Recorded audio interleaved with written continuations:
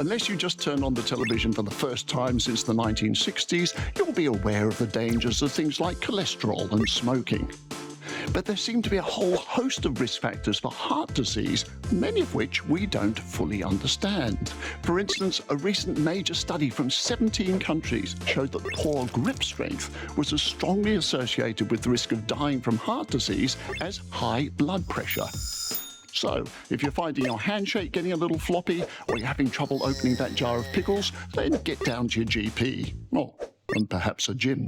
Predictably, things like stress and anxiety are associated with heart disease, but perhaps more surprisingly, so are things like being below average height, having creases in your earlobes, or even living near noisy roads.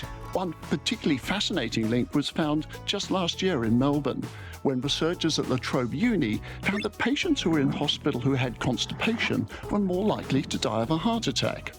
The theory goes that the longer the poo stays in the bowel, the more water is absorbed, increasing blood volume and so blood pressure.